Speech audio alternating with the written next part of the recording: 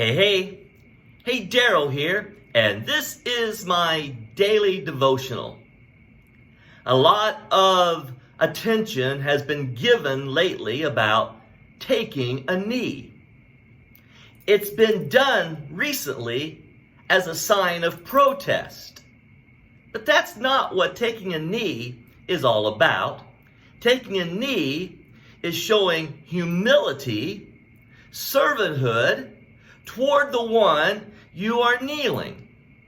For instance, even in football, when the coach says to the team, take a knee, the players would take a knee to give their undivided attention to the coach in order to receive their instructions, to receive their encouragement, to show surrender to the coach's authority.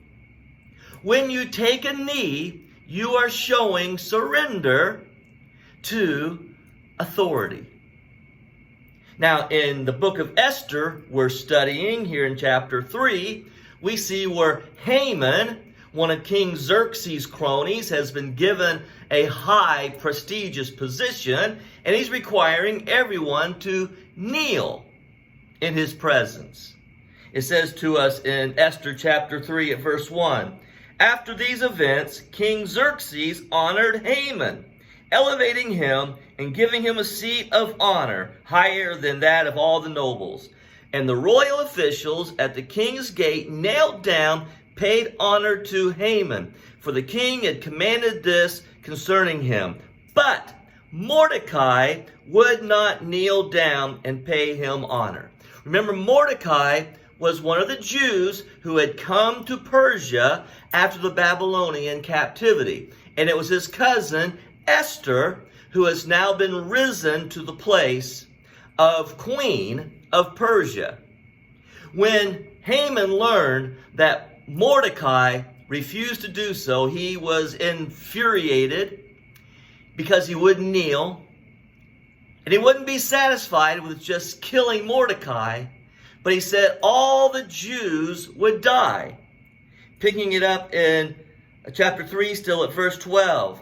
On the 13th day of the first month, the royal secretaries were summoned. They wrote out in the script of each province and all the languages of each people of Haman's orders to kings and governors in various provinces. These were written in the name of King Xerxes himself and sealed with his own ring. Here we go. Dispatches were sent by couriers to all the king's provinces with the order to destroy, kill, and annihilate all the Jews, young and old, women and little children, on a single day, on the 13th day of the 12th month of the month of Adar. Now, when Mordecai learned of this, he was grief-stricken. He clothed himself in sackcloth and he poured ashes over him. Now, when Esther, who is queen in the palace, learns that her cousin Mordecai is grieved about something, see, she didn't know yet what the evil plan was. When she learned, she sent him some clothes. And he refused to take the clothes because of the mourning in his spirit for the decree to kill the Jews.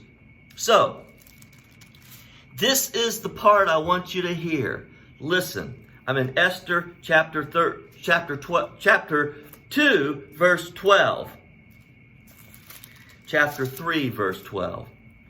When Esther's words were reported to Mordecai, he sent back this answer. Do not think that because you are in the king's house, you alone of all the Jews will escape. For if you remain silent at this time, relief and deliverance for the Jews will arise from another place. But you and your father's family will perish.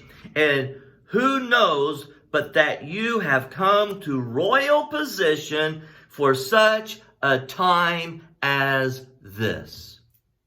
There she finds herself as queen in a royal position. She's a Jew. She's Jewish. He's decreed all the Jews would die. And Mordecai is saying to her, you have been placed in this position for such a time as this. Listen to me.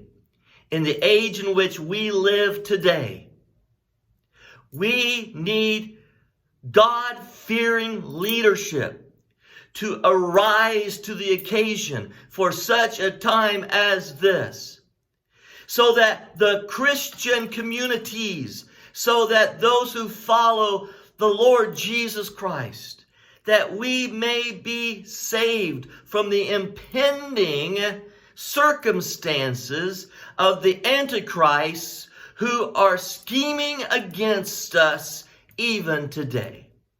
I'm convinced that this coronavirus, though it is to be taken seriously as a disease, is being used as a tool of the Antichrists to conquer and to divide, to annihilate God-fearing, believing people. Someone needs to arise for such a time as this. God bless you. Good day.